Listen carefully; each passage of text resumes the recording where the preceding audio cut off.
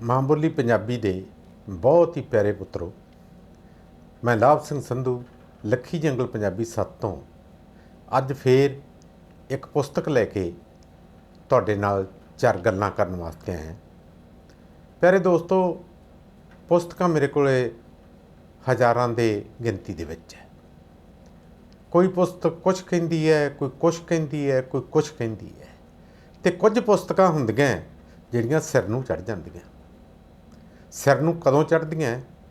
ਜਦੋਂ ਮਾਂ ਬੋਲੀ ਪੰਜਾਬੀ ਦਾ ਕੋਈ ਚਰਚਾ ਛੱਡਦਾ ਹੈ, ਜਦੋਂ ਉਹਨਾਂ ਲੋਕਾਂ ਦਾ ਜ਼ਿਕਰ ਆਉਂਦਾ ਹੈ ਜਿਨ੍ਹਾਂ ਨੇ ਮਾਂ ਬੋਲੀ ਦੀ ਢੂਈ 'ਚ ਲੱਤ ਮਾਰੀ ਹੁੰਦੀ ਹੈ, ਜਿਨ੍ਹਾਂ ਨੇ ਥੋੜ੍ਹੇ ਥੋੜ੍ਹੇ ਲਾਲਚਾਂ ਪਿੱਛੇ ਆਪਦੀ ਮਾਂ ਦਾ ਗਲ ਵੱਢਿਆ ਹੁੰਦਾ ਹੈ। ਜਦੋਂ ਉਹਨਾਂ ਲੋਕਾਂ ਦਾ ਜ਼ਿਕਰ ਆਉਂਦਾ ਹੈ ਅਤੇ ਮਨ ਦੇ ਵਿੱਚ ਗੁੱਸਾ ਜਿਹਾ ਵੀ ਆਉਂਦਾ ਹੈ, ਅਤੇ ਉਹ ਕਿਤਾਬ ਜਿੱਥੇ ਅਜਿਹਾ ਜ਼ਿਕਰ ਛਿੜੇ ਛੱਡੀ ਨਹੀਂ ਜਾਂਦੀ। ਉਹ ਕਿਤਾਬ ਕੋਈ ਵੀ ਹੋਵੇ, ਕਿਤਾਬਾਂ ਦੇ ਅਨੇਕਾਂ ਨਾਂ ਹੋ ਸਕਦੇ ਹੈ। ਹੁਣ ਪਿਛਲੇ ਦਿਨਾਂ 'ਚ ਇੱਕ ਕਿਤਾਬ ਦੇ ਵਿੱਚ ਇਹ ਜ਼ਿਕਰ ਵੀ ਆਇਆ ਕਿ ਅੰਗਰੇਜ਼ਾਂ ਨੇ ਹਥਿਆਰ, ਜਿਹੜਾ ਕੋਈ ਨਜਾਇਜ਼ ਹਥਿਆਰ ਫੜਾਉਂਦਾ ਹੈ, ਉਹਦਾ ਇਨਾਮ ਰੱਖਿਆ ਇੱਕ ਅੰਨਾ, ਅਤੇ ਜਿਹੜਾ ਕੋਈ ਗੁਰਮੁਖੀ ਦਾ ਕਾਇਦਾ ਫੜਾਉਂਦਾ ਹੈ ਉਹਦਾ ਰੱਖਿਆ 6 ਅੰਨੇ। ਹੁਣ ਤੁਸੀਂ ਵੇਖੋ ਵੀ ਸਭ ਤੋਂ ਪਹਿਲਾਂ ਜਿਹੜੀ ਤੁਹਾਡੀ ਮਾਂ ਬੋਲੀ ਹੈ, ਇਹਦੇ ਗਲ 'ਤੇ ਤਲਵਾਰ ਕਿਹਨੇ ਰੱਖੀ? ਉਹ ਅੰਗਰੇਜ਼ ਸੀ, ਕਿਉਂਕਿ ਤੁਹਾਡੀ ਭਾਸ਼ਾ ਅੰਗਰੇਜ਼ੀ ਤੋਂ ਪੁਰਾਣੀ ਸੀ। ਅਤੇ ਜਦੋਂ ਅੰਗਰੇਜ਼ਾਂ ਨੂੰ ਇਹ ਲੱਗਦਾ ਸੀ ਨਾ ਕਿ ਆਹ ਚੀਜ਼ ਸਾਡੇ ਤੋਂ ਵਧੀਆ, ਤਾਂ ਉਹ ਉਸ ਨੂੰ ਖਤਮ ਕਰਨ ਵਾਸਤੇ ਅੱਡੀ ਚੋਟੀ ਦਾ ਜ਼ੋਰ ਲਾ ਦਿੰਦੇ ਸੀ।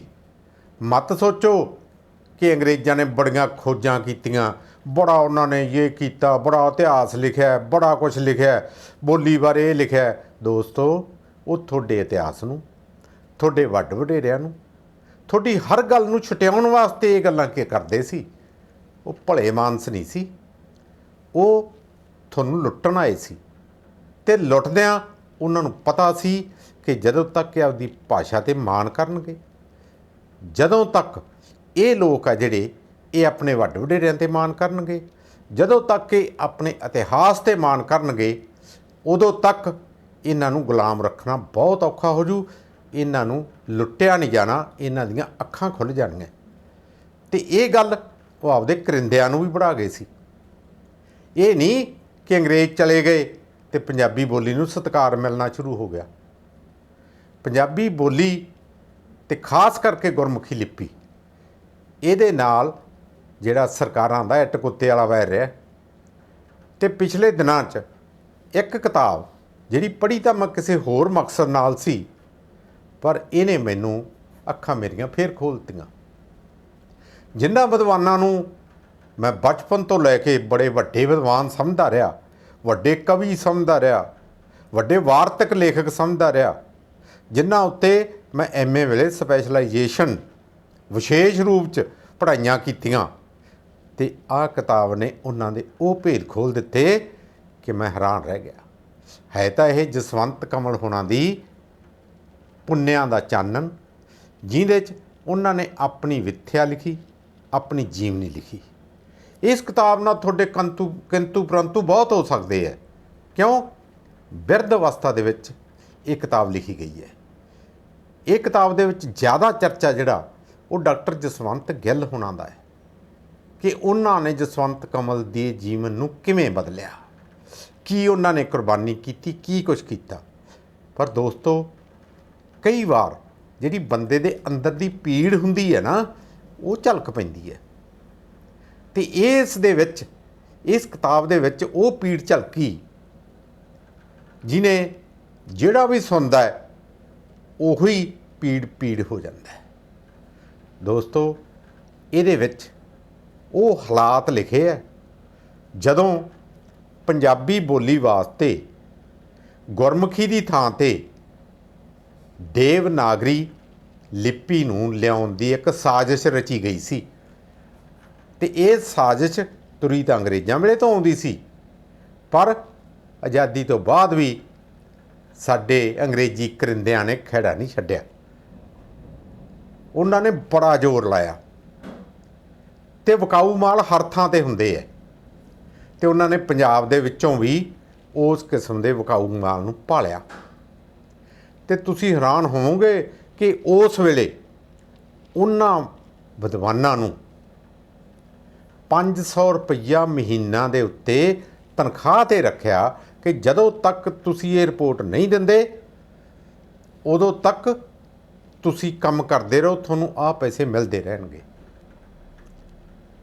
ਉਹਨਾਂ ਨੇ ਜੀ ਬੜੇ ਤਰੀਕੇ ਕੱਢੇ, ਕਿਉਂਕਿ ਸਾਡੀ ਭਾਸ਼ਾ ਦੇ ਜਾਂ ਪੰਜਾਬੀ ਨੂੰ ਪ੍ਰਫੁੱਲਤ ਕਰਨ ਵਾਸਤੇ 3-4 ਸਾਡੇ ਜਿਹੜੇ ਸੀ ਨਾ ਖੇਤਰਾਂ 'ਚ ਕੰਮ ਹੋ ਰਿਹਾ ਸੀ।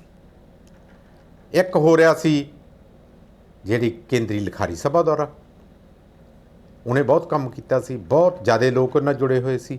ਇੱਕ ਸੀ ਸਾਡੀ ਸਾਹਿਤ ਅਕੈਡਮੀ, ਪੰਜਾਬੀ ਸਾਹਿਤ ਅਕੈਡਮੀ, ਉਹਦੇ ਨਾਲ ਵੀ ਵੱਡੇ ਵਿਦਵਾਨ ਜੁੜੇ ਹੋਏ ਸੀ। ਅਤੇ ਤੀਜੀ ਸੀ ਸਾਡੀ ਮਤਲਬ ਜਿਹੜੇ ਪੰਜਾਬੀ ਯੂਨੀਵਰਸਿਟੀ ਮਗਰੋਂ ਬਣੀ ਹੈ, ਪਰ ਪਹਿਲਾਂ ਜਿਹੜੇ ਵੱਡੇ ਵਿਦਵਾਨ ਕਿਵੇਂ ਨਾ ਕਿਵੇਂ ਮਤਲਬ ਸਾਡੀਆਂ ਕਮੇਟੀਆਂ ਦੇ ਉੱਤੇ ਜਾਂ ਉਹਨਾਂ 'ਤੇ ਭਾਰੂ ਸੀ, ਜਿਨ੍ਹਾਂ ਨੂੰ ਵੱਡੇ ਵਿਦਵਾਨ ਜਾਂ ਪੰਜਾਬੀ ਦੇ ਸਿਰ ਸਮਝਿਆ ਜਾਂਦਾ ਸੀ, ਉਹਨਾਂ ਸਾਰਿਆਂ ਤੱਕ ਉਹਨਾਂ ਨੇ ਅਪਰੋਚ ਕੀਤੀ, ਸਰਕਾਰੀ ਤੌਰ 'ਤੇ ਅਪਰੋਚ ਕੀਤੀ ਕਿ ਜੇ ਆਪਾਂ ਐਂ ਕਰ ਦਈਏ। ਉਹ ਵਿਦਵਾਨ ਪੰਜਾਬੀ ਪ੍ਰਤੀ ਬਹੁਤ ਮੋਹ ਰੱਖਣ ਵਾਲੇ ਸੀ, ਪਰ ਇੱਕ ਸਮੱਸਿਆ ਬਹੁਤ ਵੱਡੀ ਸੀ। ਉਹ ਸਮੱਸਿਆ ਕੀ ਸੀ ਕਿ ਲਾਲਚ ਕਿਸੇ ਨੇ ਤਿਆਗਿਆ ਨਹੀਂ। ਪੰਜਾਬੀ ਦੀ ਜੋ ਕਿਤਾਬ ਸੀ ਉਹ ਕਿੰਨੀ ਕੁ ਛਪਦੀ, ਵੱਧ ਤੋਂ ਵੱਧ 1000। ਕਿੰਨਾ ਕੁ ਮੈਗਜ਼ੀਨ ਛਪਦਾ, 1000 ਜਾਂ 2000। ਅਤੇ ਉਹਨਾਂ ਨੂੰ ਲਾਲਚ ਇਹ ਦਿੱਤਾ ਗਿਆ ਵੀ ਤੁਹਾਨੂੰ ਸਰਕਾਰੀ ਤੌਰ 'ਤੇ ਜੇ ਤੁਸੀਂ ਦੇਵਨਾਗਰੀ ਦੇ ਵਿੱਚ ਇਹੀ ਮੈਗਜ਼ੀਨ ਛਾਪੋ ਤੇ ਹੋ ਸਕਦਾ 20,000 ਤੱਕ ਛਪੇ, 50,000 ਤੱਕ ਛਪੇ, ਜਾਂ ਤੁਹਾਡੀਆਂ ਜਿਹੜੀਆਂ ਕਵਿਤਾਵਾਂ ਉਹ ਸਾਰੇ ਹਿੰਦੁਸਤਾਨ 'ਚ ਲੋਕ ਪੜ੍ਹਨ, ਜਾਂ ਤੁਹਾਡੇ ਜਿਹੜੇ ਵਿਦਵਾਨੀ ਲੇਖ ਹੈ ਇਹਨਾਂ ਨੂੰ ਦੁਨੀਆ ਜਾਣੇ। ਤੁਸੀਂ ਤਾਂ ਬਹੁਤ ਛੋਟੇ ਘੇਰੇ 'ਚ ਬੈਠੇ ਹੈ, ਤੁਸੀਂ ਗੁਰਮੁਖੀ ਦੇ ਮਗਰ ਲੱਗੇ ਫਿਰਦੇ ਹੈ। ਗੁਰਮੁਖੀ ਤਾਂ ਇਕੱਲੀ ਧਾਰਮਿਕ ਤੌਰ 'ਤੇ ਇਕੱਲੇ ਸਿੱਖਾਂ ਦੀ ਜਿਹੜੀ ਹੈਗੀ ਹੈ ਲਿਪੀ ਹੈ, ਪਰ ਮਾਂ ਦੇ ਪੁੱਤ ਵੀ ਹੁੰਦੇ ਹੈ, ਸਾਰੇ ਕਪੁੱਤ ਨਹੀਂ ਹੁੰਦੇ, ਕੁਛ ਵਿਅਗੇ। ਪਰ ਜਦੋਂ ਦੂਜਿਆਂ ਨੌਜਵਾਨਾਂ ਨੂੰ ਪਤਾ ਲੱਗਾ ਇਸ ਗੱਲ ਦਾ, ਤੇ ਫਿਰ ਤਾਂ ਭਰਾਵੋ ਉਹ ਰੌਲਾ ਪਿਆ।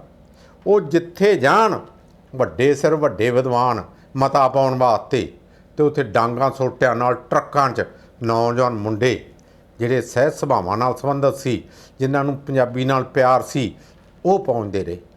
ਹੁਣ ਮੈਂ ਵਿਦਵਾਨਾਂ ਦੇ ਨਾਂ ਨਹੀਂ ਕਿਸੇ ਦੇ ਲਏ ਅਤੇ ਨਾ ਮੈਂ ਲਵਾਂ, ਕਿਉਂ ਕਾਹਨੂੰ ਲੈਣੇ ਆ। ਪਰ ਜੇ ਤੁਸੀਂ ਆਹ ਕਿਤਾਬ ਪੜ੍ਹ ਲਓ, 74-75 ਸਫ਼ਾ ਹੈ ਨਾ ਜਿਹੜਾ ਇਸ ਕਿਤਾਬ ਦਾ, ਉਹਦੇ 'ਚ ਤੁਹਾਨੂੰ ਸਾਰੇ ਭੇਤ ਖੁੱਲ੍ਹ ਜਾਣਗੇ ਕਿ ਕਿਹਨੇ ਪੰਜਾਬੀ ਦੀ ਪਿੱਠ ਦੇ ਵਿੱਚ ਛੁਰਾ ਮਾਰਿਆ, ਕਿਹਨੇ ਗੁਰਮੁਖੀ ਨਾਲੋਂ ਤੋੜਨ ਦੀ ਕੋਸ਼ਿਸ਼ ਕੀਤੀ। ਪੰਜਾਬੀ ਅਤੇ ਗੁਰਮੁਖੀ ਹਰੇਕ ਭਾਸ਼ਾ ਦੀ ਇੱਕ ਲਿਪੀ ਹੁੰਦੀ ਹੈ, ਉਹਦਾ ਜਿੰਨਾ ਵੀ ਹੁੰਦਾ ਹੈ, ਕੋਈ ਵੀ ਭਾਸ਼ਾ ਭਾਵੇਂ, ਉਹਦਾ ਸ਼ੁੱਧ ਉਚਾਰਨ, ਸ਼ੁੱਧ ਰੂਪ 'ਚ ਉਹਨੂੰ ਪੜ੍ਹਨਾ ਉਸੇ ਲਿਪੀ 'ਚ ਲਿਖਿਆ ਜਾ ਸਕਦਾ ਹੈ। ਉਦਾਹਰਨ ਵਜੋਂ ਤੁਸੀਂ ਘੱਗਾ, ਧੱਦਾ, ਭੱਬਾ, ਇਹਨੂੰ ਦੱਸੋ ਹੋਰ ਕਿਹੜੀ ਲਿਪੀ 'ਚ ਉਚਾਰਨ ਕਰੋਗੇ? ਤਾਂ ਕਰ ਹੀ ਨਹੀਂ ਸਕਦੇ। ਇਸ ਕਰਕੇ ਇਹ ਅਦਲੀਆਂ ਬਦਲੀਆਂ ਸਾਰਾ ਕੁਝ ਪੰਜਾਬੀ ਦੇ ਪਿੱਠੇ ਛੁਰਾ ਮਾਰਨ ਦੀ ਇਹ ਕੋਸ਼ਿਸ਼ ਕੀਤੀ ਗਈ। ਸੰਸਾਰ ਪੱਧਰ 'ਤੇ ਅੱਜ ਵੀ ਉਹੋ ਜਿਹਾ ਕੁਛ ਹੋਈ ਜਾਂਦਾ, ਪਰ ਪੰਜਾਬੀ ਮਾਂ ਦੇ ਪੁੱਤ ਅੱਜ ਤੱਕ ਵੀ ਲੜ ਰਹੇ ਹੈ ਕਿ ਅਸੀਂ ਆਪਦੀ ਮਾਂ ਦੀ ਖਾਤਰ ਬਹੁਤ ਕੁਛ ਕਰ ਸਕਦੇ ਹਾਂ। ਕੋਈ ਹਰਿਓ ਬੂਟ ਰਹੀ ਹੋ ਰਹੀ, ਸਾਰੇ ਪਾਸੇ ਲਾਲਚ ਨਹੀਂ ਹੁੰਦਾ, ਕੁਝ ਥਾਵਾਂ 'ਤੇ ਪਿਆਰ ਵੀ ਹੁੰਦਾ, ਅਤੇ ਮਾਂ ਨੂੰ ਪਿਆਰ ਕਰਨ ਵਾਲੇ ਪੁੱਤਰਾਂ ਦੀ ਘਾਟ ਕਦੇ ਨਹੀਂ ਆਉਂਦੀ। ਅਤੇ ਇਹ ਗੱਲ ਜਸਵੰਤ ਕਮਲ ਹੋਣਾ ਦੀ ਇਸ ਕਿਤਾਬ ਦੇ ਵਿੱਚ, ਭਾਵੇਂ ਉਹਨਾਂ ਦੀ ਜੀਵਨ ਗਾਥਾ ਪੜ੍ਹਦੇ ਹਾਂ ਕਈ ਥਾਵਾਂ 'ਤੇ ਐਂ ਜੇ ਲੱਗਦਾ ਹੈ ਵੀ ਕੁਝ ਥਾਵਾਂ 'ਤੇ ਦੁਹਰਾਓ ਆ ਗਿਆ, ਕਦੇ ਇਹ ਲੱਗਦਾ ਹੈ ਕਿ ਉਹ ਜ਼ਿਆਦਾ ਚਰਚਾ ਉਹਨਾਂ ਦੀ ਆਪ ਦੀ ਜੀਵਨ ਮਿੱਥਿਆ ਦੀ ਥਾਂ 'ਤੇ ਡਾਕਟਰ ਜਸਵੰਤ ਗਿੱਲ ਹੋਣਾ ਦਾ ਜ਼ਿਆਦਾ ਜ਼ਿਕਰ ਹੈ, ਕਦੇ ਕੋਈ ਇਹੋ ਜਿਹੀਆਂ ਗੱਲਾਂ, ਕੋਈ ਕਹਿੰਦਾ ਭਾਵਕ ਹੋ ਕੇ, ਪਰ ਜਿਹੜੇ ਉਹ ਤੱਥ ਹੈ ਉਹ ਅੱਜ ਵੀ ਬੋਲਦੇ ਹੈ। ਅਤੇ ਮੈਂ ਭਾਵੇਂ ਜਸਵੰਤ ਕਮਲ ਹੋਣੀ ਇੱਥੇ ਰਹੇ ਨਹੀਂ ਅੱਜ, ਨਾ ਜਸਵੰਤ ਗਿੱਲ ਹੋਣੀ ਰਹੇ, ਅਤੇ ਉਹਨਾਂ ਦੀਆਂ ਰੂਹਾਂ ਜਿਹੜੀਆਂ ਉਹਨਾਂ ਨੂੰ ਸਤਿਕਾਰ ਕਰਦਾ ਹੈ, ਉਹਨਾਂ ਦਾ ਧੰਨਵਾਦੀ ਹੈ ਕਿ ਉਹਨਾਂ ਨੇ ਉਹ ਪੁਸਤਕ ਸਾਨੂੰ ਦੇ ਦਿੱਤੀ ਹੈ, ਜਿਹੜੀ ਪੁਸਤਕ ਸਦਾ ਸਾਨੂੰ ਯਾਦ ਕਰਾਉਂਦੀ ਰਹੂਗੀ ਕਿ ਪੰਜਾਬੀਓ ਜੇ ਸੌਂ ਗਏ, ਜੇ ਸੁਸਤ ਹੋ ਗਏ ਤਾਂ ਦੁਸ਼ਮਣ ਦੀ ਤਲਵਾਰ ਹੈ ਜਿਹੜੀਆਂ ਤੁਹਾਡੀਆਂ ਪਿਛਾਵਾਂ ਦੇ ਉੱਤੇ, ਤੁਹਾਡੀਆਂ ਲਿਪੀਆਂ ਦੇ ਉੱਤੇ, ਇਹ ਸਦਾ ਤਿਆਰ ਰਹਿੰਦੀ ਹੈ। ਅਤੇ ਕਦੋਂ ਕਿੱਧਰ ਨੂੰ ਚੱਲ ਜਾਵੇ ਇਹ ਜਾਗਣਾ ਦਾ ਸਾਨੂੰ ਪੈਂਦਾ ਹੈ, ਕਿਉਂਕਿ ਇਹਦੇ ਕਰਕੇ ਹੀ ਅਸੀਂ ਪੜ੍ਹੇ ਲਿਖੇ ਹਾਂ। ਪੰਜਾਬੀ ਬੋਲੀ, ਗੁਰਮੁਖੀ ਲਿਪੀ, ਇਹ ਜੋੜ ਕਰਕੇ ਅਸੀਂ ਪੜ੍ਹੇ ਹਾਂ। ਸਾਡੀਆਂ ਬਹੁਤ ਸਾਰੀਆਂ ਉਪ ਭਾਸ਼ਾਵਾਂ ਨੂੰ ਗੁਰਮੁਖੀ ਨਾਲ ਤੋੜ ਦਿੱਤਾ ਗਿਆ, ਇਹ ਤਾਂ ਤੁਹਾਨੂੰ ਪਤਾ ਹੀ ਹੈ ਸਾਰਿਆਂ ਨੂੰ। ਜਿਨ੍ਹਾਂ 'ਚ ਡੋਗਰੀ ਵੀ ਇੱਕ ਹੈ, ਪਹਾੜੀ ਵੀ ਇੱਕ ਹੈ, ਸਰੈਚੀ ਵੀ ਇੱਕ ਹੈ, ਉਹ ਸਾਰੀਆਂ ਇਹਨਾਂ ਤੋੜ ਦਿੱਤੀਆਂ ਗਈਆਂ। ਅਤੇ ਦੋਸਤੋ, ਜਦੋਂ ਤੱਕ ਅਸੀਂ ਆਪਣੀ ਲਿਪੀ ਨੂੰ, ਆਪਣੀ ਬੋਲੀ ਨੂੰ, ਇਹਨਾਂ ਨੂੰ ਜੋੜ ਕੇ ਨਹੀਂ ਰੱਖਾਂਗੇ, ਇਹਦੇ ਪ੍ਰਤੀ ਜਾਗਰੂਕ ਨਹੀਂ ਹੋਵਾਂਗੇ, ਤਾਂ ਫਿਰ ਦੋਸਤੋ ਕਦੇ ਨਾ ਕਦੇ ਸਾਡੀ ਭਾਸ਼ਾ ਨੂੰ ਖਤਰਾ ਹੋ ਸਕਦਾ ਹੈ। ਅਤੇ ਨਹੀਂ ਤਾਂ ਜਦੋਂ ਤੱਕ ਇੱਕ ਵੀ ਸਿਰ ਗੁਰੂ ਗ੍ਰੰਥ ਸਾਹਿਬ ਅੱਗੇ ਝੁਕਦਾ ਹੈ, ਉਦੋਂ ਤੱਕ ਗੁਰਮੁਖੀ ਲਿਪੀ ਨੂੰ ਜਾਂ ਸਾਡੀ ਭਾਸ਼ਾ ਨੂੰ ਕੋਈ ਖਤਰਾ ਨਹੀਂ, ਕਿਉਂਕਿ ਜਿਹੜਾ ਸਿਰ ਗੁਰੂ ਵਾਸਤੇ ਸਮਰਪਿਤ ਹੋ ਗਿਆ ਅਤੇ ਉਹ ਸਿਰ ਜਾਏ ਤਾਂ ਜਾਏ, ਸਾਡੀ ਅਣਖ ਨਾ ਜਾਏ। ਦੋਸਤੋ, ਆਪਦੀ ਬੋਲੀ ਨੂੰ, ਅਣਖ ਨੂੰ ਬਚਾਉਣ ਵਾਸਤੇ ਜਸਵੰਤ ਕਮਲ ਹੋਣਾ ਨੇ ਜਿੰਨਾ ਵਿਰੋਧ ਖੱਟਿਆ, ਹੋ ਸਕਦਾ ਉਹਨਾਂ ਦੇ ਕੋਈ ਕਾਰਨ ਹੋਰ ਵੀ ਹੋਣ, ਪਰ ਇਹ ਇੱਕ ਅਜਿਹਾ ਕਾਰਨ ਸੀ ਜਿਸ ਕਰਕੇ ਉਹਨਾਂ ਨੂੰ ਬਹੁਤ ਵਿਰੋਧ ਸਹਿਣਾ ਪਿਆ। ਮੈਂ ਧੰਨਵਾਦੀ ਹਾਂ ਉਸ ਕਲਮ ਦਾ, ਮੈਂ ਧੰਨਵਾਦੀ ਹਾਂ ਤੁਹਾਡਾ ਸਾਰਿਆਂ ਦਾ, ਜਿਨ੍ਹਾਂ ਨੇ ਮਿੱਤਰੋ ਬੜੇ ਹੀ ਪਿਆਰ ਦਿੰਦੇ ਆ ਮੈਨੂੰ, ਬੜੇ ਪਿਆਰ ਨਾਲ ਮੇਰੀਆਂ ਗੱਲਾਂ ਸੁਣ ਲੈਂਦੇ ਆ। ਮੇਰੀਆਂ ਗੱਲਾਂ ਦੇ ਵਿੱਚ ਤੁਹਾਨੂੰ ਪਤਾ ਹੀ ਹੈ ਕਿ ਸਾਰੀ ਉਮਰ ਮੈਂ ਖੁੰਡ ਚਰਚਾ ਲਿਖਦਾ ਰਿਹਾ, ਇਸ ਕਰਕੇ ਖੁੰਡਾਂ ਵਾਲੀ ਗੱਲ ਜਾਂ ਉਹ ਭਾਸ਼ਾ ਤਾਂ ਆਉਣੀ ਮੇਰੇ ਕੁਦਰਤੀ ਹੈ। ਮੈਂ ਮਾਫੀ ਚਾਹਾਂਗਾ ਕਿ ਜੇ ਤੁਹਾਨੂੰ ਇਹ ਲੱਗੇ ਕਿ ਮੇਰੀ ਭਾਸ਼ਾ ਵਿਦਵਾਨਾਂ ਵਾਲੀ ਘੱਟ ਹੈ, ਆਮ ਲੋਕਾਂ ਵਾਲੀ ਹੈ, ਕਿਉਂਕਿ ਮੈਂ ਤਾਂ ਆਮ ਲੋਕਾਂ ਦਾ ਲੇਖਕ ਹਾਂ ਦੋਸਤੋ, ਆਮ ਲੋਕਾਂ ਵਾਸਤੇ ਲਿਖਦਾ ਰਿਹਾ ਅਤੇ ਆਮ ਲੋਕਾਂ ਦੀਆਂ ਸਮੱਸਿਆਵਾਂ ਜਿਹੜੀਆਂ ਮੇਰੇ ਸਾਹਮਣੇ ਹੈ, ਮੈਂ ਤੁਹਾਡੇ ਤੋਂ ਮਾਫੀ ਚਾਹੁੰਦਾ ਜੇ ਤੁਹਾਡੇ ਮਨ ਨੂੰ ਕਿਤੇ ਠੇਸ ਲੱਗੀ ਹੋਵੇ। ਵੈਸੇ ਮੈਂ ਉਹਨਾਂ ਸੱਜਣਾਂ ਦੇ ਨਾਂ ਨਹੀਂ ਲਏ, ਪਰ ਪਤਾ ਤਾਂ ਤੁਹਾਨੂੰ ਲੱਗ ਹੀ ਜਾਣਾ, ਤੁਸੀਂ ਕਿਹੜਾ ਘੋਗੜ ਕਰਨੇ ਹੈ। ਚੰਗਾ ਦੋਸਤੋ, ਇਹਨਾਂ ਕਹਿੰਦਾ ਹੋਇਆ ਅਲਵਿਦਾ। ਫਿਰ ਅਗਲੀ ਕਿਸੇ ਕਿਤਾਬ ਨਾਲ ਫਿਰ ਤੁਹਾਡੇ ਦਰਸ਼ਨ ਕਰਾਂਗੇ। ਧੰਨਵਾਦ, ਤੁਸੀਂ ਬਹੁਤ ਸਮਾਂ ਦਿੱਤਾ, ਬਹੁਤ ਬਹੁਤ ਧੰਨਵਾਦ, ਬਹੁਤ ਬਹੁਤ ਮਿਹਰਬਾਨੀ।